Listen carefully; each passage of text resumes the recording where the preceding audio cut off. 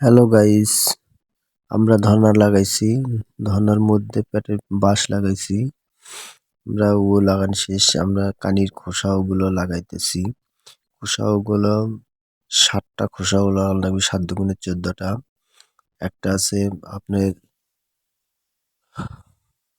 13 fit, 11 fit, 9 fit, 7 fit এবং 5 fit. আমরা এগুলো কাটে কুটে আমরা ঠিকঠাক মতো লাগাইবো। কিন্তু লাগানোর আমরা যে লতাটা সেট করে নিব বড় ঘরটা অনেক বড়। এই কানিগুলো আমরা কি করব, লতার উপর দিয়ে সুতো দিয়ে আমরা লতাটা লেবেল করে নিয়ে আমরা ওগুলো লাগাইবো। ওগুলো লাগাইলে লতাটা যদি উঁচু হয় ঘরটা দূর থেকে ভালো লাগবে না দেখতে।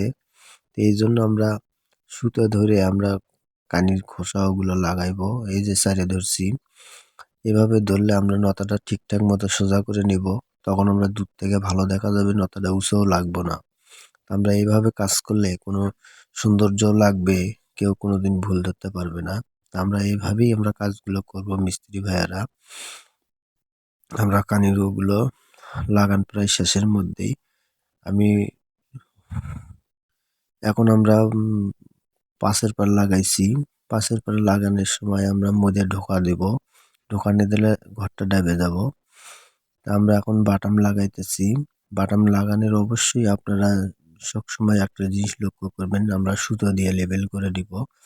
সুতো দিয়ে লেবেল না করে নিলে উঁচুনামা হইবে, তখন টিনটা আঁকাবাঁকা হয়ে যাব। আমরা ফ্রেমটা প্রায় কমপ্লিট করছি বাটাম লাগান। তা আমরা এখন টিন লাগাইতেছি। এই যে টিন লেগে এসে আমরা কানির যে কোনার টিনগুলো আছে সেগুলো আমরা কেটে দিতেছি। এই টিনগুলো এই সাইডে আবার লাগান রাখবো। আমার এই কোনার টিনগুলো কাটতেছি এখন। আমরা টিনগুলো কেটে আমরা এই পাশে শিকল সিডিং করবো।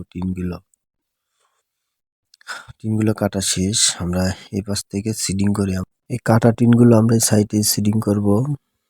আমরা এই সাইড থেকে টিন লাগিয়ে এদিকে যাইতেছি। মিস্ত্রি ভাই আছে। আমরা এই ঘরের টিনের হিসেব দিয়েছিলাম 62 পিস। টিন কিনে নিচ্ছে 60 পিস। 2 পিস টিন শর্ট হয়েছে। বলছে 15 টিন লাগাও। এই জন্য আমরা উপরের দিকে 2 পিস 15 টিন লাগাইছি। আমরা টিন লোহা দিয়ে আটকে নিচ্ছি। এখন স্ক্রু মারবো। আমরা এই কোনার টিনগুলো কেটে কুটে সব কমপ্লিট। উপরে 3-4টে টিন লাগাবার বাকি আছে। এটাও লাগান প্রায় শেষের মধ্যে। আমরা টুই মারতেছি। এই টুইগুলো দূরত্ব লম্বা 25 ফিট। আমরা টুই মারা শেষ। আমরা এখন ঘরটা টুই মারা শেষ। আমরা ফিনিশিং ওকে, স্ক্রু মারাও শেষ।